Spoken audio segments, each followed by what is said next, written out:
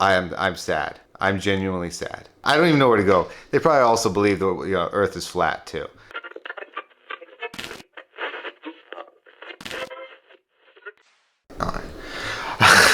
Hey guys, yeah. So I'm gonna do a little. What? I don't know who this is. Let's find out together. Hello? This is an urgent message for the vehicle owner. We've been trying to reach you about your car's extended warranty. Oh, this is gonna be fun. Let's just pause. About your car's extended warranty. Oh no! Since we have not gotten a response, we are giving you a final courtesy call before we close out your file. Press 1 to speak with someone about possible warranty. Better respond and speak to somebody. Again, press. Probably pretty important. Hi, my name is Sean with the Warranty Division. Can you please verify the year, make, and model of your vehicle so we can pull up your file? 97 Toyota Camry. Alright, sir. Since the vehicle does not qualify, do you have any other vehicle? A 2004 Honda Accord. And approximately how many miles on your Honda now? 20,000. We haven't really driven it that much. That was good. That's a fun way to start a video. I wanted to do a video just asking you guys to send me questions, whether or not it was about the radiation treatment and the COVID pill and all that stuff. COVID pill. I was planning on doing this video pretty much on the halfway mark of the process. However, I did it towards the beginning and then I kind of just spaced and I just realized I was on number 25 of 33 and I was like, oh, you know what, I should probably do it now. Allie made a video, I think it was last week, when we lost the SD card, telling her side of everything, how it is for her, which is a very eye-opening video for me to watch as well. And I hope you guys checked it out. If not, links in the description. You can go watch her side of the story and her experience with everything. Anyway, asked you guys a lot of questions. Gonna get to them as soon as possible. I asked you guys on our Facebook group, my Twitter, and my Instagram, and I just collected a bunch of them. So I'm just gonna go right through it. This is from Megan. Now that you're halfway through low power mode, what are you looking forward the most when it's all over?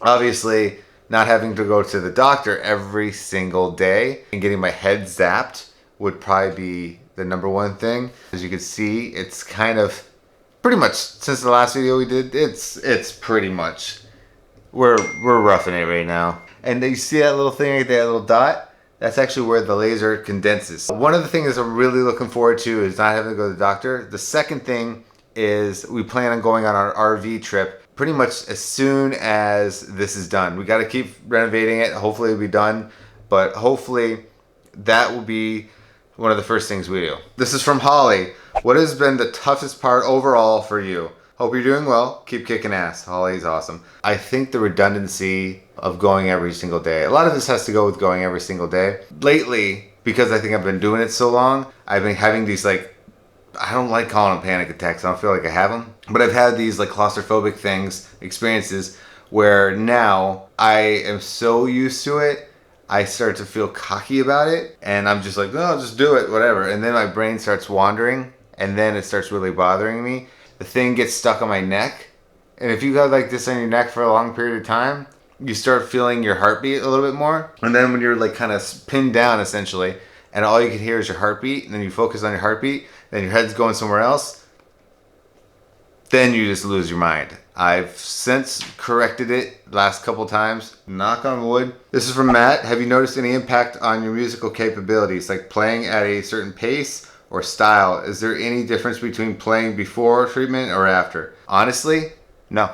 I've been very lucky. There has been little to nothing. But no, I haven't had any issues with speech, vision, using my arms, like mobility or anything like that. Definitely nothing to do with music or computer editing, holding the camera up, nothing like that. So I've been very fortunate. This is from Pam. I was wondering what type of foods help you feel energetic and also help you feel better during these times. Hope you're having a great day. Well, thank you, Pam. Funny enough, Allie and I always end up getting like a Jimmy John's sub and a Starbucks Frappuccino after every session. Probably not the healthiest thing I could probably do, but I treat it as my reward. Like, you know, after a baseball game, you guys get like snacks. You get like, if you had the cool people, you don't get orange slices and apples. You got the what are they? The Cosmo brownies and the Star Crunches. So that's my Cosmo brownies and Star Crunch. That's what I kind of do, and it makes me feel a little bit better. When I get home, I try to eat a little more healthy. By that I mean lots of pizza. No, I'm just kidding. So this is from Allison. Looking back, would you have decided to go this route sooner or done anything different? I'm assuming go sooner and doing the radiation and the chemo pill on top of it. Kind of wish I did, but here's the deal. The first surgery, didn't know what it was, so they couldn't get it all out. Second surgery, knew what it was, still couldn't get it all out. Likelihood of radiation doing all the extra work that it did, would have had to have done, would probably not have been as successful. This last surgery, the gentleman, the amazing doctor, got 100% of it.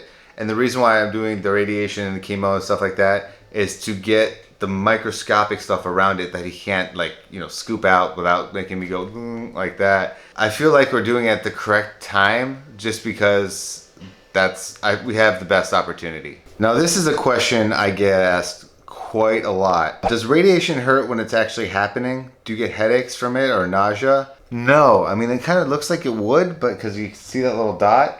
Oh God, it's so annoying. Like as I do this, I can see hair. It feels like when dog shed. You would think that would kind of like hurt, but even if I touch it, I don't even know am I even on it? Can't even tell. It doesn't hurt. I think the worst part is the face mask. I mean, there's a burn mark. I'm assuming that's where it centralizes, but you don't feel heat, you don't feel pain. I didn't have nausea or anything like that. The only thing that really kind of bothers me is that little pill that I have to take beforehand. But as far as the treatment itself, it's essentially invisible. So I mean, like I don't feel it. Have you had any weird side effects that you weren't expecting? Any superpowers you've been hiding? I had. So she had to have radiation. I had an injection scan for HITA scan. Okay, I'm learning something. And I asked if I'd get superpowers after. It's funny because that's what I actually asked too for mine. No superpowers. I think, if anything, I have the power of shedding hair. I have the superpower of clogging drains in the shower. It's not a great superpower. If you had the opportunity to make your own Ben & Jerry's ice cream flavor, what would you call it and what would you put inside it? It has to be something with my last name, right? Coming back around, those cosmic brownies. It would have to have every single thing imaginable that could be associated with being a stoner. So you think the you know those munchies that have like Doritos, pretzels, Cheetos, and all that stuff in there? We obviously know who that's designed for. I would have to say my ice cream would have to be that because of my last name. And I think it would probably be the best-selling ice cream flavor ever. What keeps you so positive through all of this? I would definitely have to say my daughter. I put in perspective that the reason why I'm doing this is to make sure I'm there for my daughter at all given points in time. So that's really what makes me stay so positive, even in times of like, you know, where it sucks. But I go and I play with her, play in the sandbox, take her swimming or something like that, and it just put her on the swing, that kind of stuff. Just it makes me feel so much better and gives me the motivation to keep doing it, even though I know it sucks. Don't mind if you hear Remy out there. She's getting upset because she can't chase the vacuum right now. So if you hear it in the background, that's what's going on. Anyway, this is from John. How do you feel after radiation usually? Their mom and dad had to do it. I'm so sorry to hear about that. They were both drained and sick. Is that usually how I feel? I've been very, kind of like touching what I said earlier, I've been very, very, very fortunate and very lucky that the only real side effect has been this. What is the funniest thing Remy has ever done? And how am I doing? Remy does something funny every single day. Today was actually kind of funny. As I was like screenshotting all these questions, Remy got upset with me because she was putting her toys in the dog water bowl. And I told her no, and I took her toy away. And then she got really upset and she faked a little tantrum and laid face first on the ground, as you can see here on the screen. Afterwards, I gave her a paper towel. I was like, Remy, you got to clean this up now. And she actually did it. And I thought that was so funny and so cute. And Remy does something funny every freaking day. This is actually a perfect segue since little Zoe was barking hysterically. How is Zoe doing? Well, as you probably heard, she's doing great. A little hip dysplasia, but we've kind of correcting it a little bit. She's on some CBD as well. If she had bionic legs, that dog would be perfectly fine. That's the only thing, but she's doing really well. She runs, she walks with me every day. She outruns Remy as much as she possibly can, but she's doing great. This isn't really so much a question, but more of a statement, I guess. This is from Jane Falco 4. As an EMT, I'm happy you as an influencer are promoting masks the way you do. Also, how's the family? The mask situation has been a huge, huge thing. Have come to the conclusion that as long as I'm wearing one and I'm keeping my family and myself safe, then that's okay with me. Even if they help just a tiny, tiny bit, that's a lot. I know a lot of people are like, oh, it won't save you, blah, blah, blah. The COVID death rate is so small or something like that. It won't kill you and stuff. But people aren't taking into considerations. Maybe that 1% are passing away, which I would love those type of people to tell that 1% of family members that it didn't matter. But they don't take into consideration the pain, excruciating pain it must be to go through it. And you're stuck in the hospital for, I don't know how long people are getting stuck in the hospital, days, weeks, and you're on a respirator. I'm to tell you from experience, hospitals are not cheap. So a lot of these people have lost their jobs as well. So now they're stuck with like a $300,000 plus roughly hospital bill that they won't probably realistically be able to pay off anytime soon. And now they're in debt. They have no job. They're in pain. Who knows the thing down the road, what possibly can come of it. We don't know. It could affect your liver, your lungs. Who knows? I'm all about the mask because I feel like we don't know what's going on right now. Yes, the death rate might be small, but it's really not. And anyone who argues that is a complete, in my opinion, a moron. Think about it.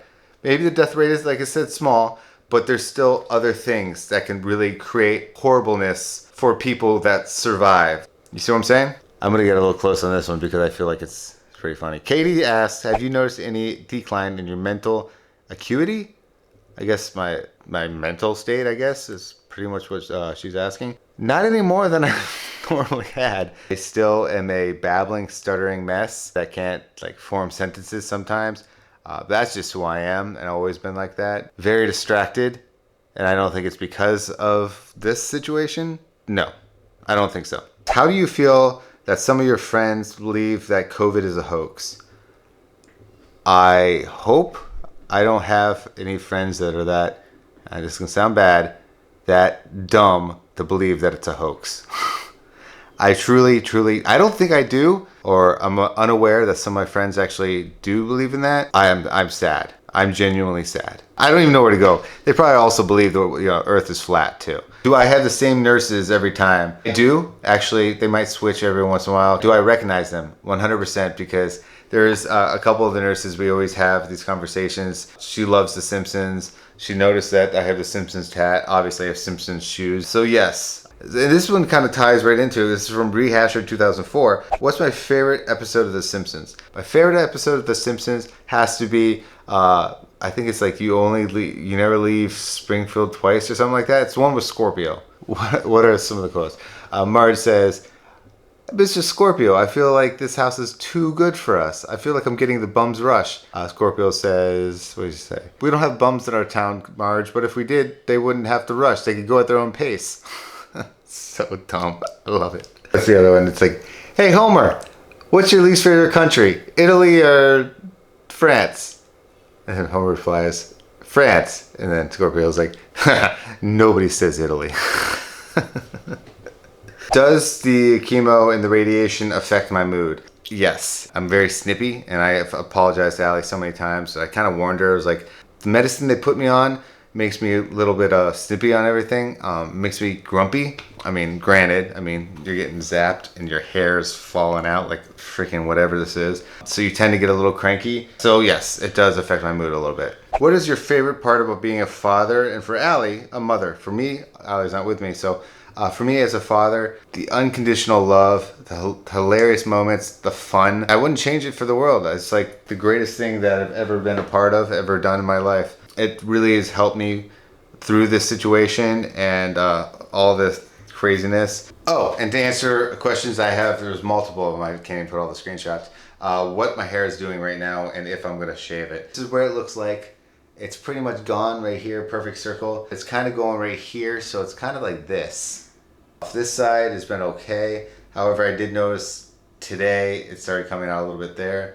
This side's still doing this. So what I'm gonna do about it, I don't know. I've been right now rocking hats. I haven't made the decision if I'm gonna shave it because right now it looks kind of funny. It almost looks like a really bad Skrillex haircut. I don't know, but to answer the 40,000 of those questions. Now, I want to say goodnight to you guys. Thank you so much for watching, listening to me babble. Hopefully I got to answer as many questions as I possibly could. I'll do another one of these maybe after the whole situation is done, and like, what was it, 26? 26 is my last day. So thank God, right? Thank God. This is the ordeal, and then my hair can start growing back. I will see you guys in the next video. Have a good night. Bye.